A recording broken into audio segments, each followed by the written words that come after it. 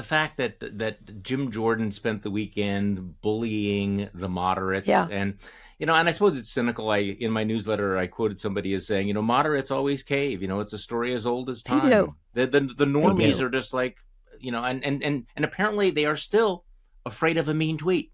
They are still terrified of Sean Hannity burning them. Right. Well, this is the point. If people are shameless and they're willing to do it, people will do it. And they have this tool now, which is social media, to do it. I think most people don't pay attention to this stuff, but it has an outsized power in Washington that they think it does, and that they will be primaried or that they'll be made fun of on Fox News. And it's certainly effective in getting people to cave. I just think more people stood up, like, say, John McCain did many years ago, if you remember, when he did his thumbs up thing, that more people would realize they have power in their hands, and the people without power are the ones who, use bullying as governing, which is not governing. So later it will be a problem because he bullied them into it, right? Yeah. But today it works, and it doesn't really work ever.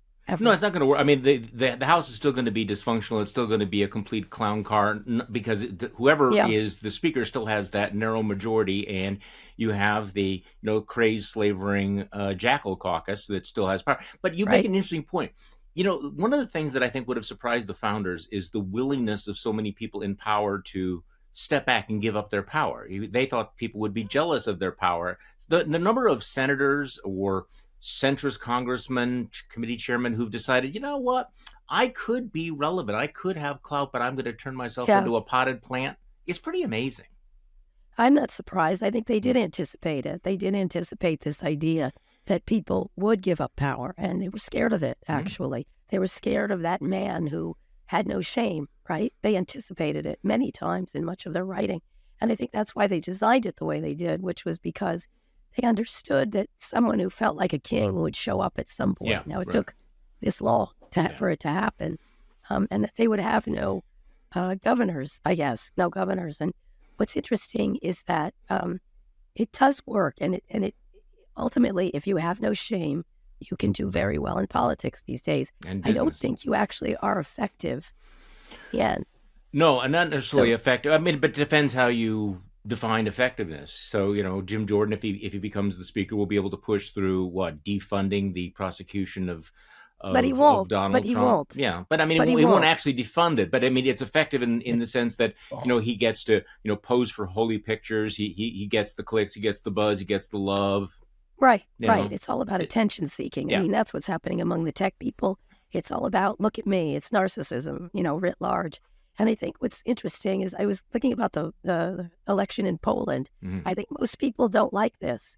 And everyone's like surprised that the nationalists lost. I'm not. Yeah. People are tired of this,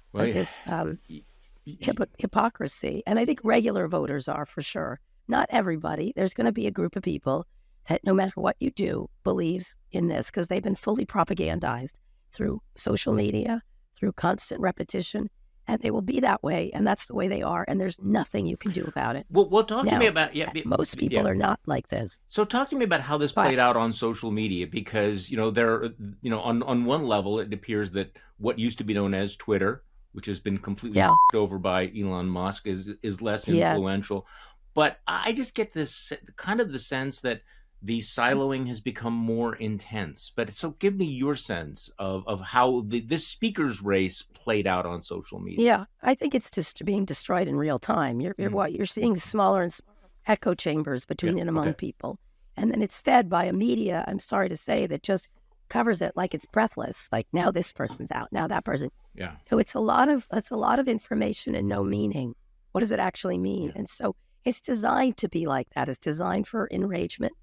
It's designed for engagement, but it's not designed for wisdom.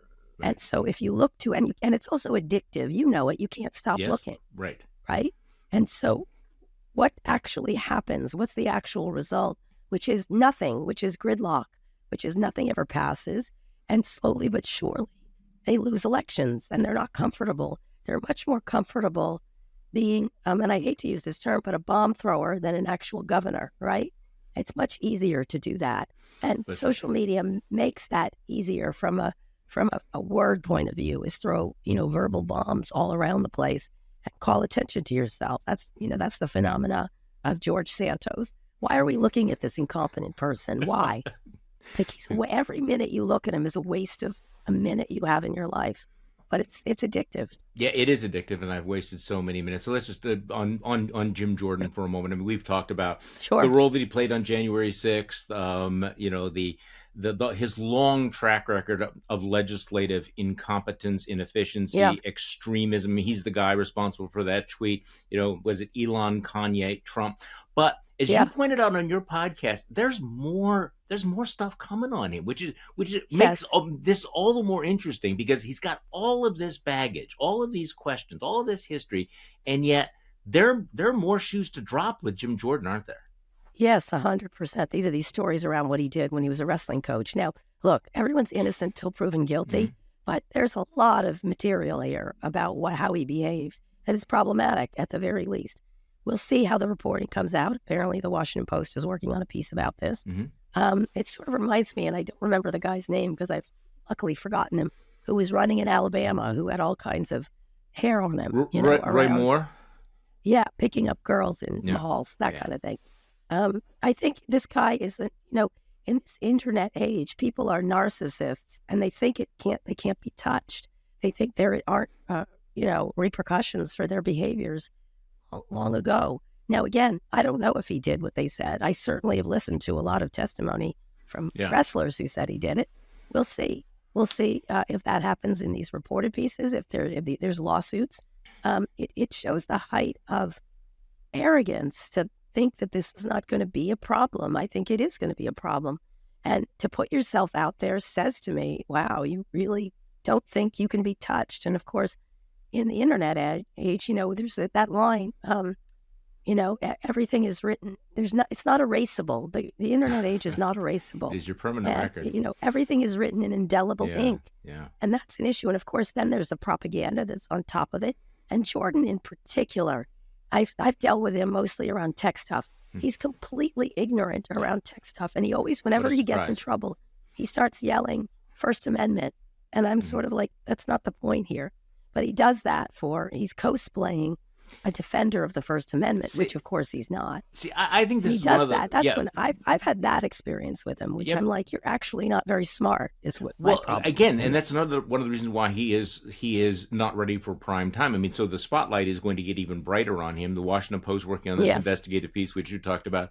George Clooney has this documentary with HBO on the allegations that he covers. So we'll see that. Yeah. Now you use the word arrogance, but it also goes back to this shameless political culture and politicians looking around in the age of Trump and going, you know what, this stuff would have killed me, 5, 6, 7 years ago, but nothing matters anymore. My base will not care. They don't care. They wouldn't care if Donald Trump was aborting babies in the White House. They won't care any of this stuff. So, I mean, part of it is that you're living in a post-shame world.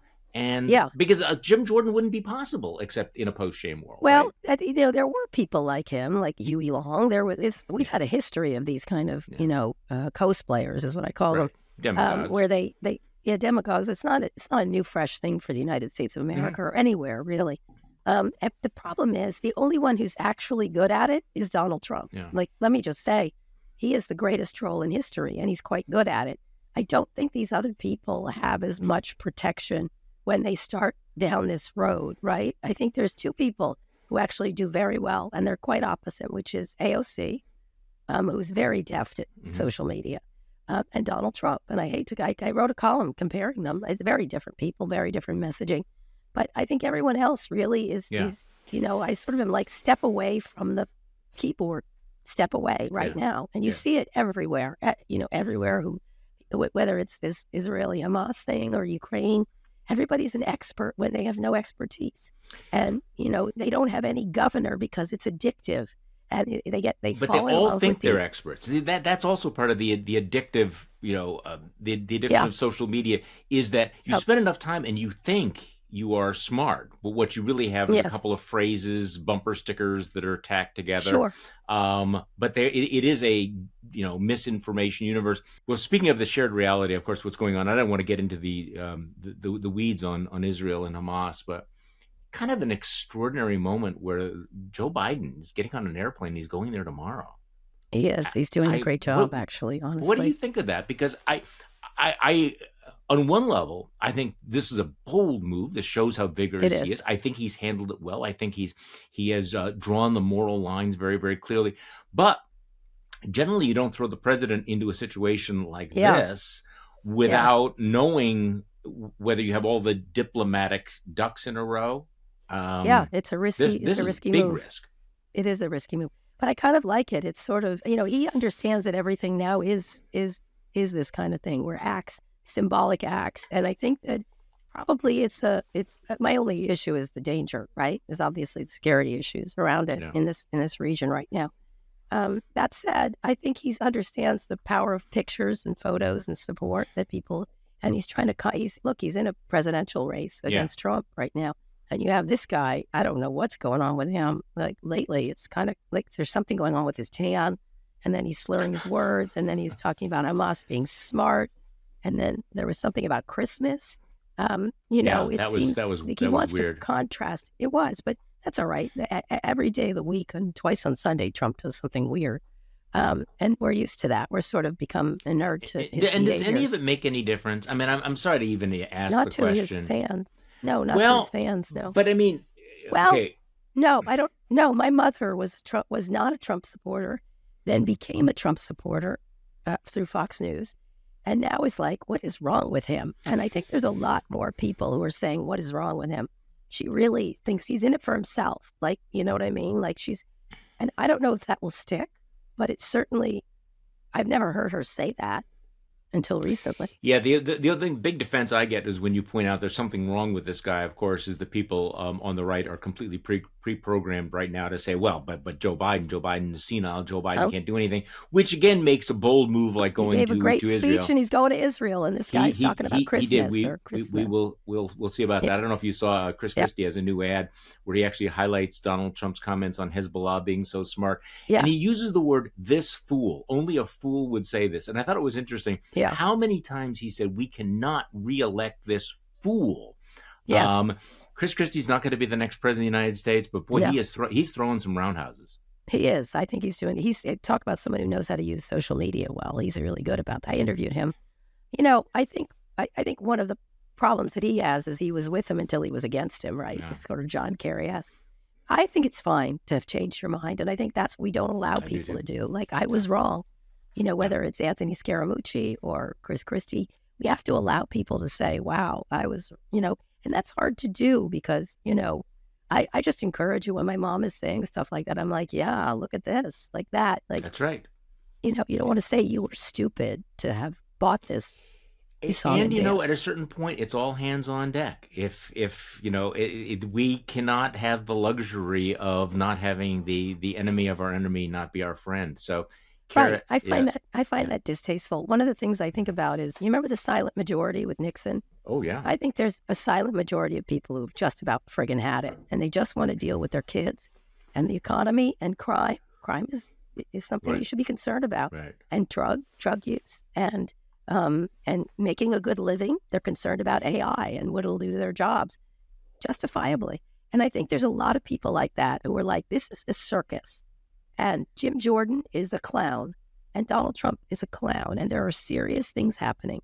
And I do believe there's a quiet group of people, you see it in elections across the country, and in Poland, where we're like, that's enough of this nonsense. Yeah. I believe that. I do believe that. I think, it's going to be interesting because you can see the Democrats are very, very anxious to run against Jim Jordan. And you know that, I guess here's this, my 5 cent theory on this, because I was at, before this all came down, I'm thinking, well, there's 12, 20 Republicans who, were elected in Biden districts. Why would they want to go along with Jim Jordan? Yeah. Why would they want to be linked to this crazy? And maybe what they've decided is the greater crazy is Trump, the lesser crazy, which is, hey, we're on the ballot with Donald Trump. If we're going to nominate Donald Trump, there's no, incrementally, it's not that much worse to have Jim Jordan, but it is going to be a mess.